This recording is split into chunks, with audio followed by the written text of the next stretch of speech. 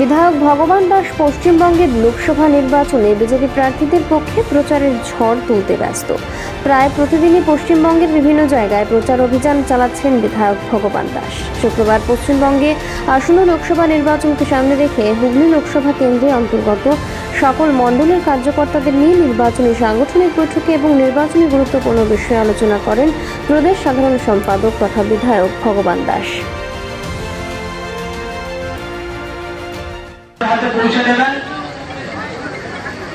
এবং সব থেকে বড় বিষয় যেটা বলতে চাইছি, এই হুগলি আমাদের যিনি প্রার্থী রয়েছেন, আমাদের সকলের প্রিয় দিদি লকেট চট্টোপাধ্যায় মহোদয়া, উনি জিতবেন। এই হুগলি জিতছে,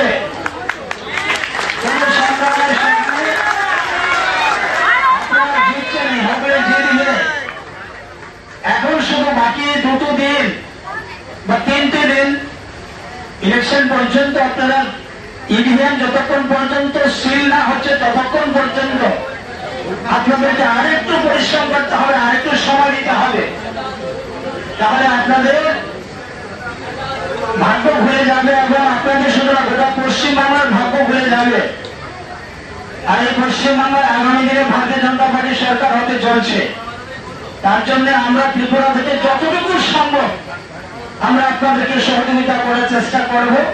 কারণ গোটা দেশ পশ্চিমবাংলার দিকে তাকিয়ে আছে, আর বিশেষ করে ত্রিপুরা আমরা বরাবর পশ্চিমবাংলার দিকে আমরা তাকিয়ে থাকি যে পশ্চিমবাংলা কিভাবে পশ্চিমবাংলাকে এগিয়ে নিয়ে যেতে হবে। আমাদের যতটুকু সামর্থ্য রয়েছে সেই সামর্থ্য শক্তি দিয়ে আমরা সহযোগিতা করার চেষ্টা করব।